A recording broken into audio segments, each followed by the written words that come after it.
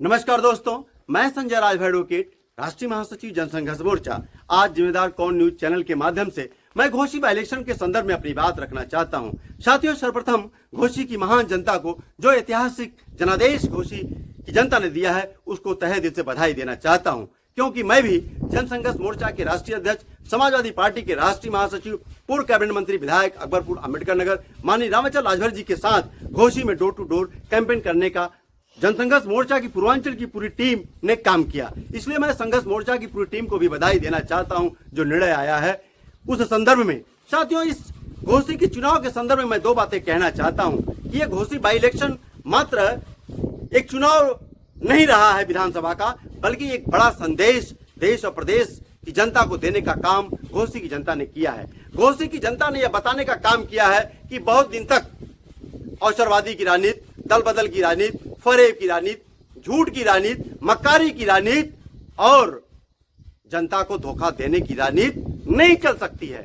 और यही कारण रहा है कि दो बड़े बड़बोले नेता, दारा सिंह चौहान, जो कि जुबान से तो बड़बोले नहीं है लेकिन मन से उनका मन बहुत चलायमान रहता है, वो भी जानते हैं कि चौहान को मैं जहां चाहूंगा उंगली पर नचा लूंगा। उसी तरह ओम प्रकाश राजभर, दूसरा बड़बोला नेता, वह भी जो है पूरे समाज को, राजभर समाज को अपना पॉकेट में समझता है।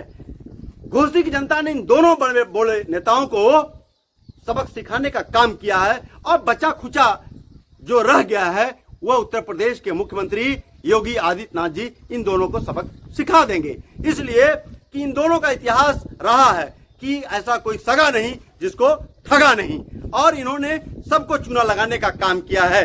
और अब नौबत बारी आ गई है कि अब जनता के साथ सरकार और सभी दल के नेता मिलकर इन दोनों को चुना लगाएंगे। अब केवल तमाशा देखना बाकी है। मुझ पर भी उंगली उठती है कि आप ओम प्रकाश राजभर का विरोध क्यों करते हैं।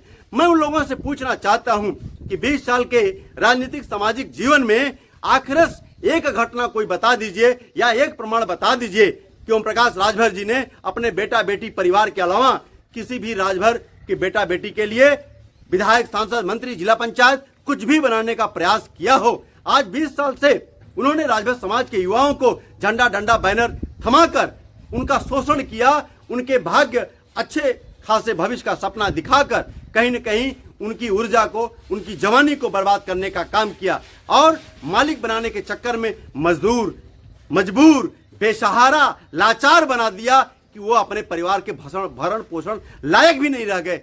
चंदाजीवी बना दिया कि उनका जीवन चंदे पर चलता है कि 100 रुपया दे दीजिए, 50 रुपया दे दीजिए, किसी तरह जो है हमारी घर के बच्चों की फीस हो जाए, किसी तरह से जो है हमारी नमक दाल रोटी चल जाए। इस पूरे पूर्वांचल के राजभर यूथ को लाचार बेबस यदि कोई बनाया तो ओम प्रकाश राजभर ने बनाया।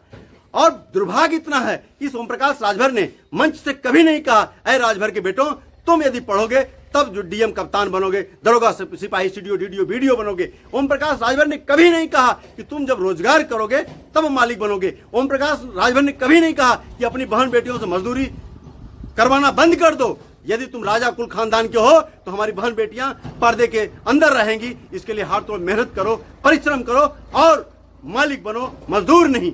ऐसी कोई भी बात, कोई भी व्यवस्था ओम प्रकाश राजभर मंच से न करते हैं।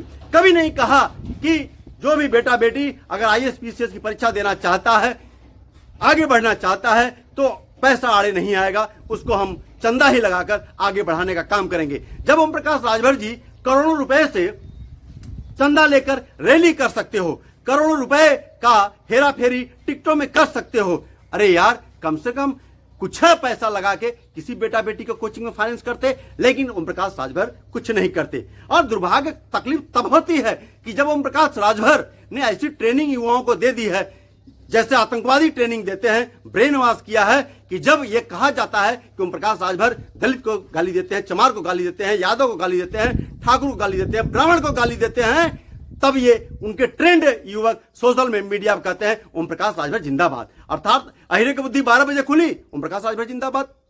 मुर्गी चरा भरोटी में, अंडा दे चमरोटी में, ओम प्रकाश राजभर जिंदाबाद।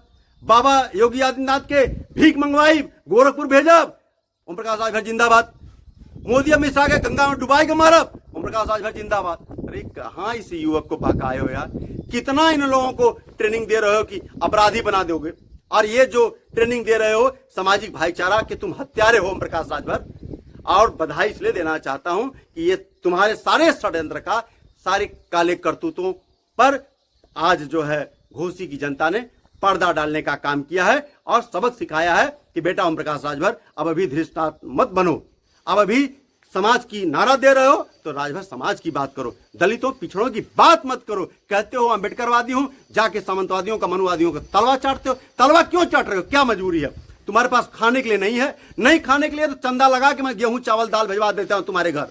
लेकिन यार मेरे खून खानदान के हो, क्यों तलवा चाट रहे हो मनुवादियों सामंतवादियों का? एक तरफ दलित पिछड़े की बात करते हो, अम्बेडकर की बात करते हो, कांसीराम साहब को अपना मसीहा मानते हो, दूसरे तरफ जाके वही सामंतवादियों का तलवा चाटते हो, मुझे मंत्री बना दो, मुझे विधायक बना दो, मुझे मंत्री बना दो। अरे यार काहे को राजभर राजा शान की तरह रहता है, राजभर कभी सिर नहीं झुकाता और तुम तलवा चाट रहे हो। मेरे भाई तलवा चाटना बंद कर दो। अगर खर्ची की कम पड़ती है चंदा लगा के खौदा बना तुम्हारे घर पहुंचा देंगे, लेकिन जब तुम तलवा चाटते हो और बाबा सोटा लेके तुमको दौड़ाते हैं तब बड़ा कष्ट होता है, तब मेरे अंदर का भी राजभर का खून जाग जाता है। तो फिर कहता हूं प्रकाश राजभर तलवा मत चाटो मेरे भाई, अब भी जो है स्वाभिमान को जगाओ, अम्बेडकरवादी बनो, कांसीराम के मिशन पर चलने का काम करो, हम भी आपके साथ हैं। लेकिन ये दुकानदारी फर्जीवाड़ा बंद करो। जय भीम, जय सुहेलदेव, जय राजभर समाज।